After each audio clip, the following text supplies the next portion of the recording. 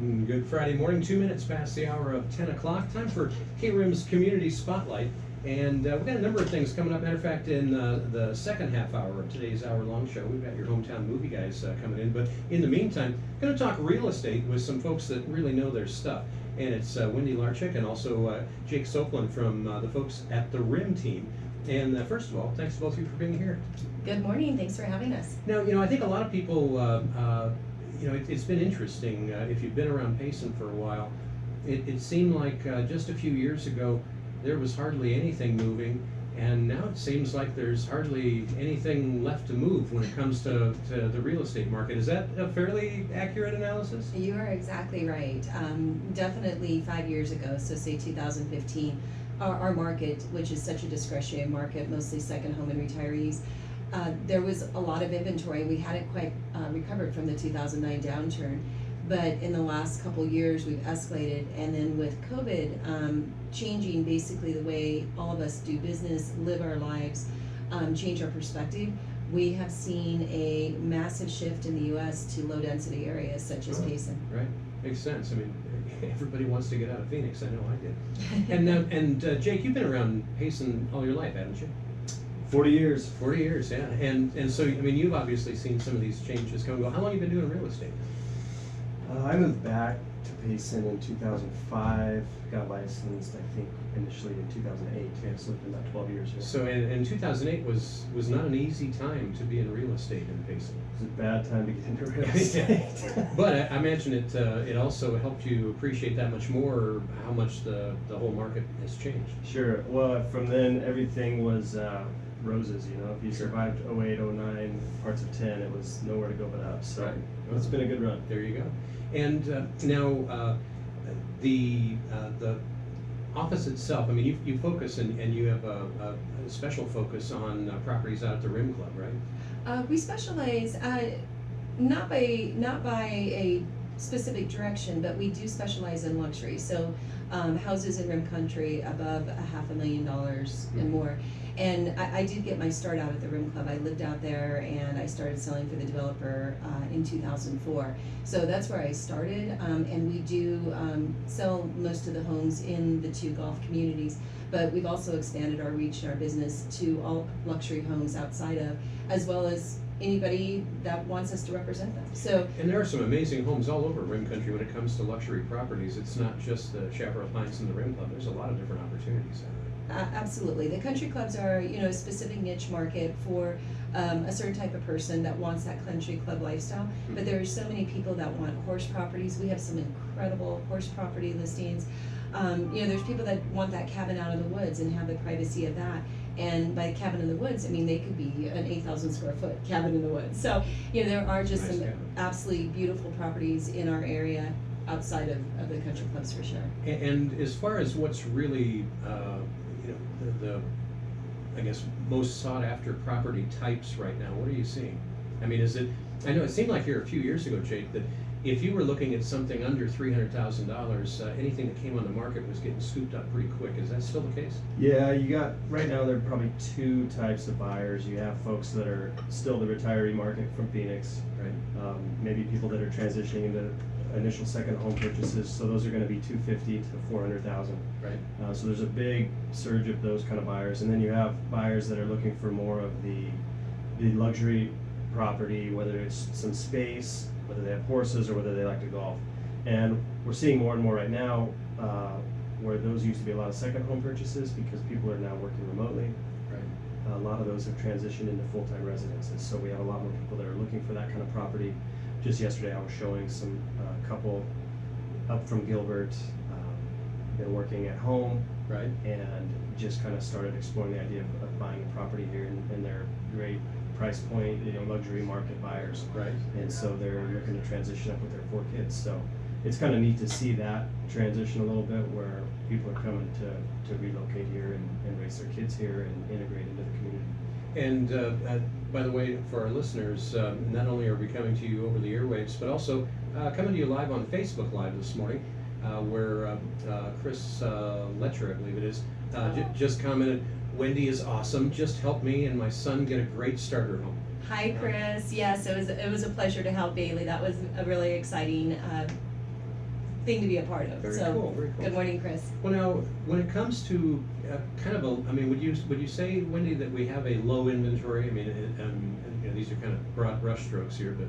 Sure. I mean, yes, absolutely. I think for me, it seems like the COVID experience that we've all been through the last 6 months has really helped people gain a better perspective and understanding of what their values are and what they want. And now that they have a little bit more freedom to do it, whether the kids are homeschooling now or, you know, schooling online, they can be anywhere. They are working from home more. They're deciding, hey, maybe I don't want to be in the city. Maybe I do want to look out and have this beautiful view, such as Rim Country offers. So I think there's really a shift in people's mentality about their home and where they want to live. And what they're seeing is what we've all known all along, right? Is that Rim Country is absolutely gorgeous. Sure. And we have 3 million acres of national forest and just on of all the opportunities here. So the inventory is as low as I've ever seen it. And I've been selling real estate since 2004 in Rim Country. We're down to about 150 listings across the board. And I'm talking strawberry, pine, payson.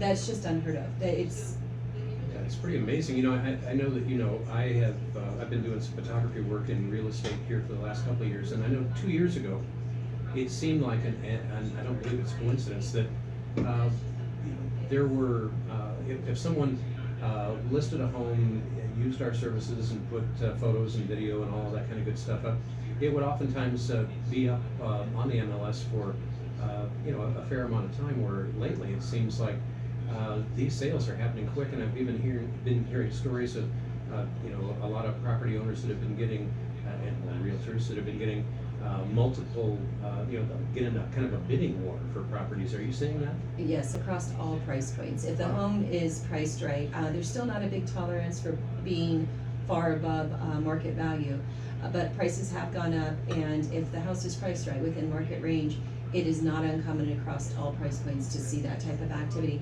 I mean, Jake can tell you about, I mean, we have a bunch of buyers that are just looking, trying to find the house that they want. And it's not that they're being picky, there just is very little selection right now. Right.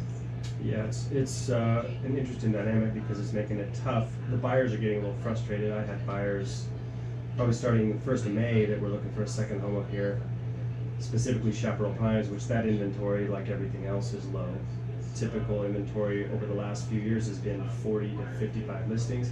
We've got 10, so it's just that much more competitive. So what would normally take maybe 2 trips up to look at houses, find something they like, make an offer, buy it, they offered on numerous homes, and the search ended up being about 3 months long, finally got one. So it's making it sometimes frustrating for the buyers, but they just have to have patience and endure, and we'll find something.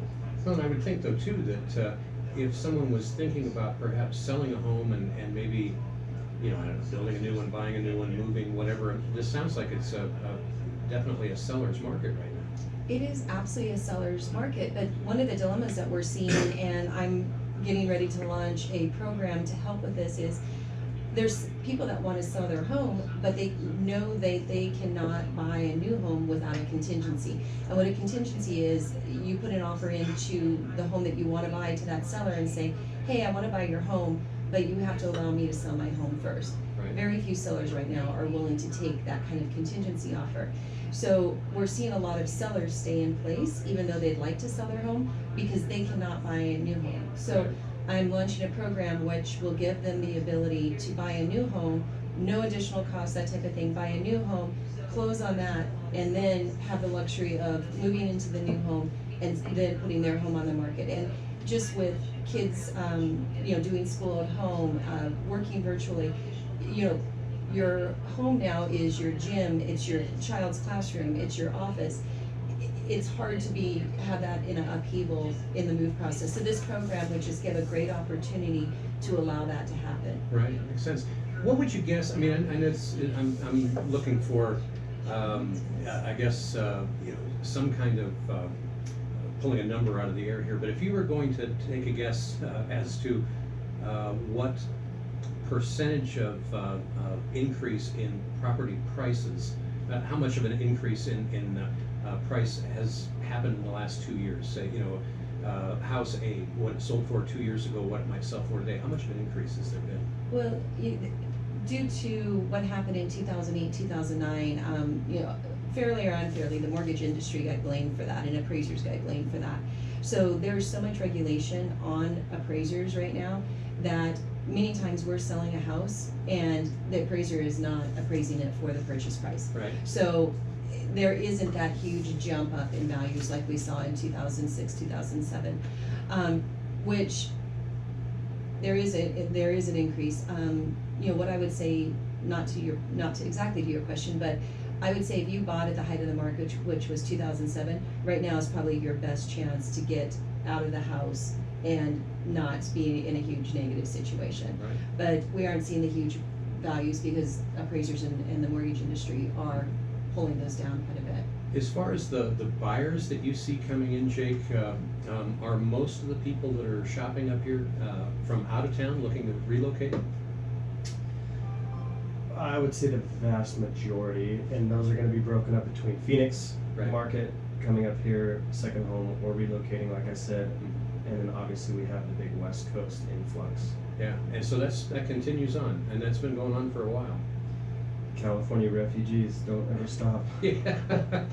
Well, can't say as I blame them, but Yeah. I mean, Payson's a pretty special place to come to.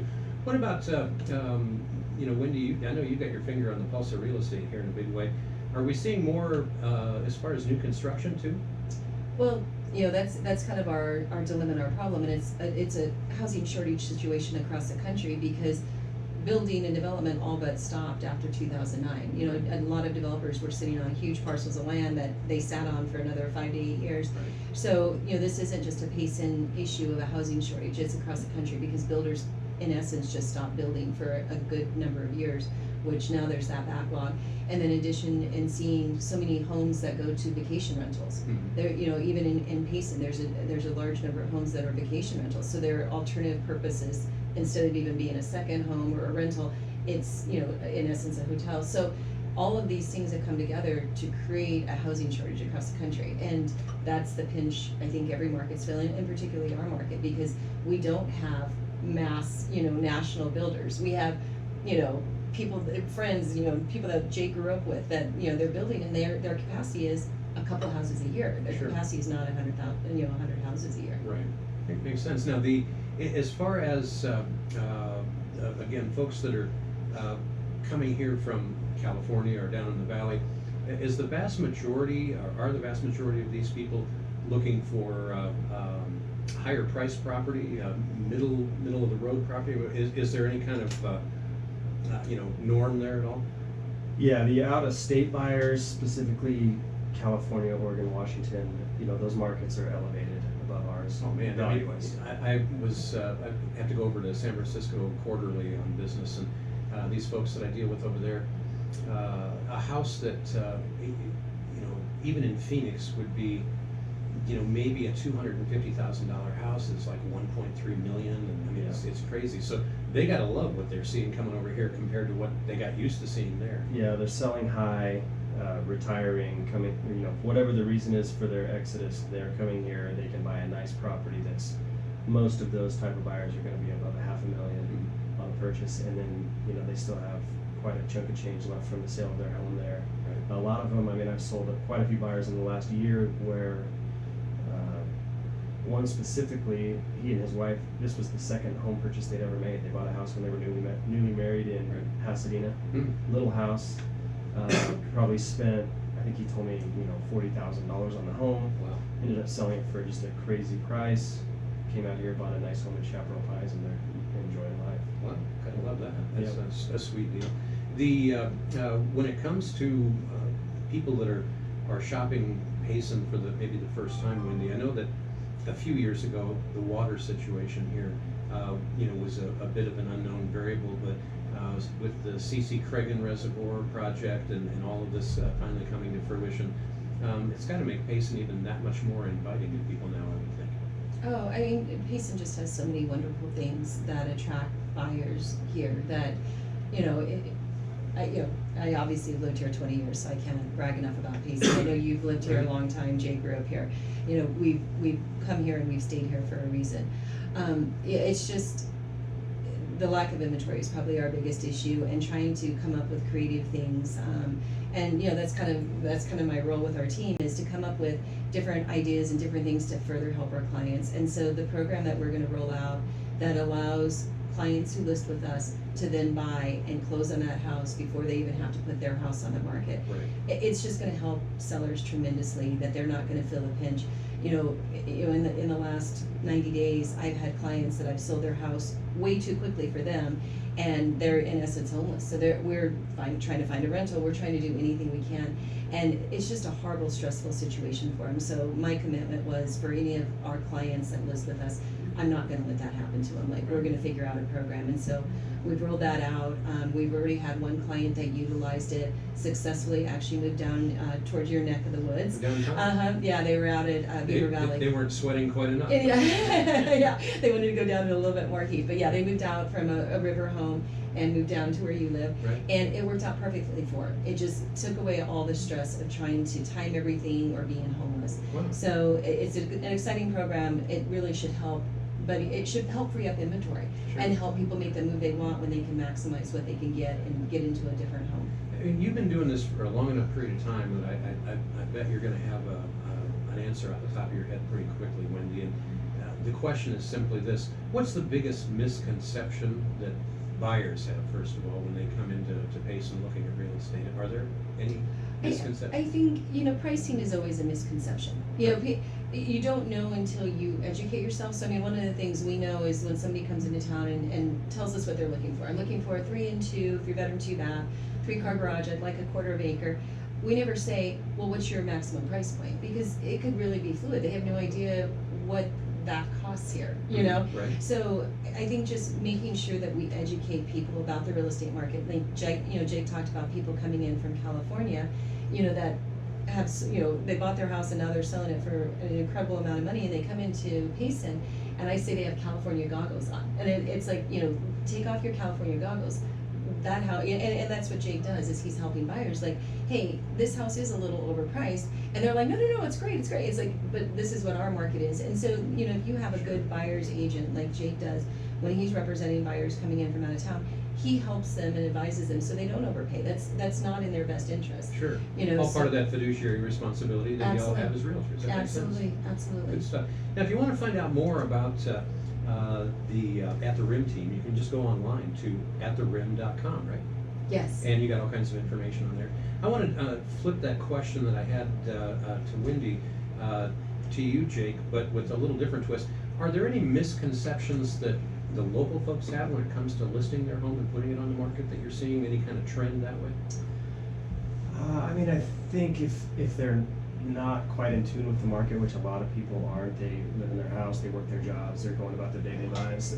Especially right now, I think they probably don't realize just how much their home is worth. Just in the last 2 years, a couple of different properties that I've been close to, I've been amazed that in just 2 years, the change in number has gone up significantly. In the last 6 months. In the last 6 months. Even more so. Wow. Since COVID, and, less competition, Right. the better price you can get. So yeah, Jake's exactly right. So many times we're going to a listing appointment, and the people think their house is, X, and it's X plus Y, and they're pleasantly surprised. It really is. Oh no, I want to sell mine for less. Yeah. No, I just want X. I don't want that Yeah. exponential increase. Right. Right. And so, typically, what are you seeing right now when it comes to people on the seller side of things here in Rim Country, from the time they decide, okay, let's list it, to actually having a sale? Some of what I've been hearing anyway is pretty astoundingly fast how these transactions are happening. It really is. 2 years ago, I would take a listing, and if it was in the quote-unquote sweet spot, right around 300,000, I would tell the client, like, hey, listen, we're going to price your house. This is the market range. It may sell really quickly. And I am now having that conversation with everybody. From $1 million home buyer at the Rim Club, we just took the listing 4 days later. It's under contract, almost at list price. To 4 days later. 4 days later, over $1 million, and that is just not atypical. That is atypical of our market. That is not a normal market. Usually, a house at the Rim Club above $1 million or in Chaparral Pines would be a year plus to But it sell. says something about the quality of work that you're doing. Oh, thank you, That just makes sense. Thank you, I appreciate that. What kind of advice would you give a local that is looking to you know, maybe we ought to think about selling this, and maybe they've got another plan down the road, but I mean, what would your advice be to them today? I would say of course I say call our office, but call a real estate agent sooner rather than later. There's so many things that we can do to help them before they start, you know, sometimes we'll come in and they've been struggling for 6 months doing a bunch of repairs that probably they did not need to do, that they could have just done paint, and instead they're remodeling their kitchen or things that just don't return value. So I would say we're an advisor, you know, call us sooner rather than later.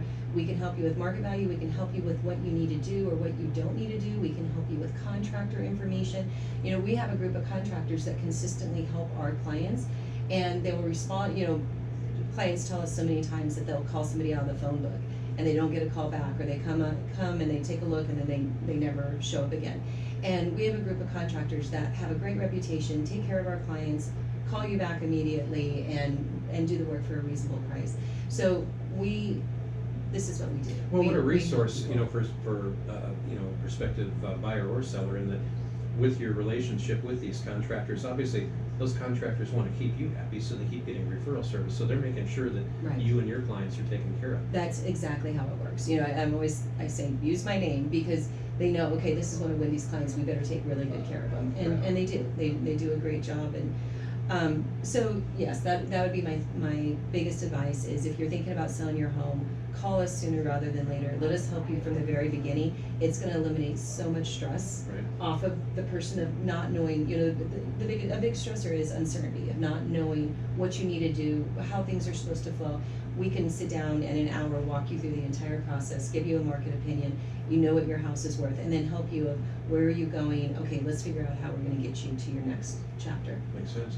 And Jake, I would assume that it's safe to assume, of course, you know what they say about assuming, but that even though you all have a focus on luxury properties, you handle, you know, the entire gambit of real estate, even down to the 1960 single-wide mobile, and those are moving just as fast as anything else, aren't they? Oh, they are. Everything's moving if it's a, you know, priced in the right range and not just a complete dog of a property. Right. Even those are selling right now.